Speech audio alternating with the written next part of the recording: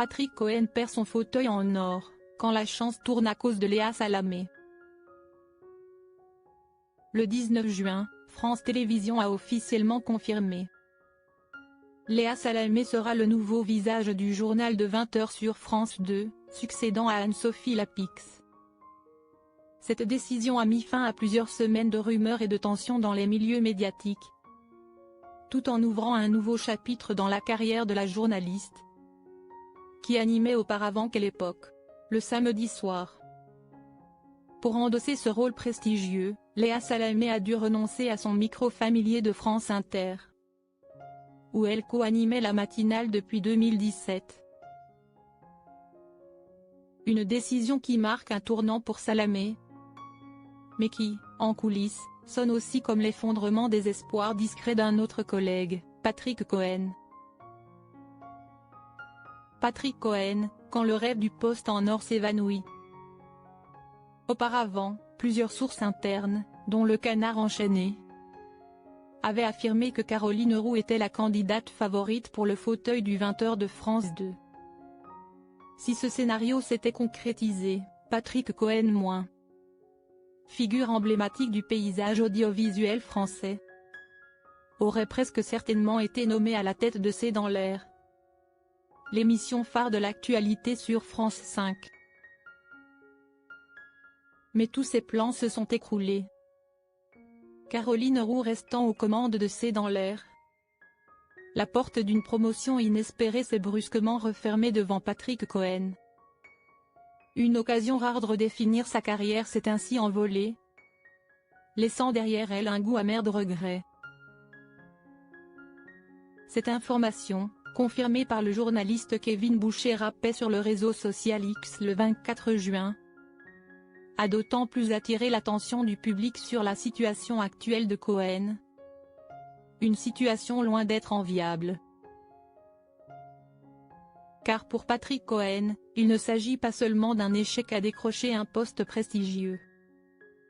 C'est aussi le reflet de la fragilité d'une carrière autrefois jugée solide. Après de nombreuses années à tenir sa place sur les antennes nationales, Cohen semble entrer dans une phase d'incertitude, alors que les décisions stratégiques des dirigeants ne semblent plus le favoriser comme auparavant. De plus, le rêve de C'est dans l'air ne représentait pas uniquement un poste d'animateur. Pour Patrick Cohen, c'était une chance d'affirmer son influence, de reconstruire son image après des polémiques indésirées, et surtout de rejoindre le cercle des journalistes les plus puissants du service public. L'échec de cette fois-ci porte donc le poids d'une ambition brisée aux portes de sa réalisation. Derrière les projecteurs des journaux télévisés et des plateaux, les jeux de pouvoir en coulisses se révèlent parfois bien plus impitoyables que ce que le public imagine. Et Patrick Cohen, autrefois symbole de calme et de rigueur moins, incarne aujourd'hui une réalité criante, dans le monde de la télévision. Rien n'est acquis, et une occasion manquée peut précipiter une carrière dans l'ombre de l'oubli. Le combat en direct et un statut fragilisé. Les difficultés de Patrick Cohen ne se limitent pas à la perte d'une opportunité professionnelle. Il doit aussi affronter les répercussions d'un échange houleux avec la ministre Rachida Dati, en direct sur France 5. Lors de cette émission, Dati n'a pas hésité à l'attaquer frontalement avec une question lourde de sous-entendu. « Avez-vous harcelé vos collègues ?» Une phrase qui a plongé le plateau dans le silence. Bien que Cohen ait immédiatement nié et affirmé « Je n'ai jamais été accusé de harcèlement », la tension est restée palpable. Alors qu'Anne-Elisabeth Lemoine s'efforçait d'apaiser le débat, la ministre a continué de mettre Cohen en difficulté, évoquant une possible enquête pénale et décrivant une ambiance terrible sur le plateau. Cet échange a laissé une mauvaise impression et contribué à fragiliser davantage l'image publique de Cohen. Une nouvelle saison, un perdant ? Dans le contexte d'une vaste réorganisation au sein de France Télévisions, alors que les postes les plus convoités de l'audiovisuel ont tour à tour trouvé preneur, Patrick Cohen apparaît comme un homme égaré sur un échiquier dont les pièces ont déjà été replacées.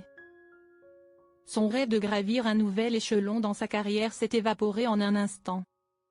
Ces opportunités rares, qui semblaient presque à portée de main moins, sont désormais de douloureux rappels d'un combat auquel il n'a jamais vraiment pris part, mais dont il goûte pourtant l'amère défaite. Plus encore, les remous provoqués par son vif échange avec la ministre Rachida Dati semblent avoir contribué à ternir un peu plus son image, tant aux yeux des dirigeants que du grand public. Jadis perçu comme un modèle de rigueur et de professionnalisme, Patrick Cohen est aujourd'hui davantage évoqué pour ses polémiques que pour ses réalisations journalistiques.